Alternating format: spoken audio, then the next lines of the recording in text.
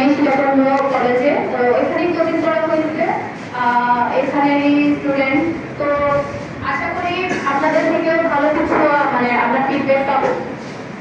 তো আমি হচ্ছে চট্টগ্রাম বিশ্ববিদ্যালয়ের যোগাযোগ ও সাংবাদিকতা বিভাগের চতুর্থ বর্ষের শিক্ষার্থী।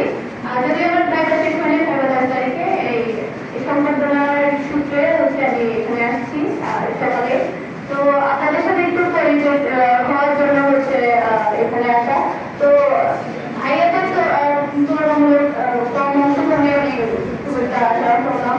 বন্ধুদের উপস্থিতি বেশি দেখে খুব খুশি লাগছে।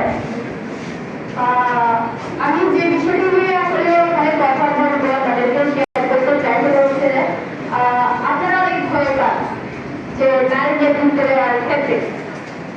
আমাদের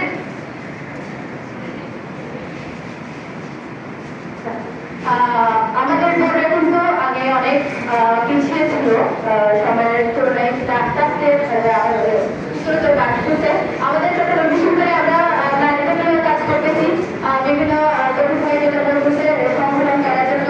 তো এই সংগঠনগুলো করার শুভেচ্ছা আপনারা লিডারশিপ দেওয়ার একটা সেট করেন।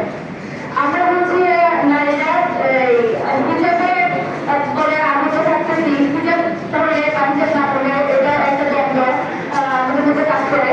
হিসাবে মেয়েরা হিসাবে আপনারা এখানে কাজ করতে পারবে কিনা, নারীদের কিন্তু নিজে পারবে কিনা। তো আমি বলি এটা হচ্ছে পুরো ভুল ধারণা। আমি যেহেতু নিজে হিসাব করতেছি, চট্টগ্রাম বিশ্ববিদ্যালয়কে এখানে রিপ্রেজেন্ট করতেছি, আমি হল সংসদে হল সংসদকে আমি এখানে রিপ্রেজেন্ট করতেছি। তো সেই ক্ষেত্রে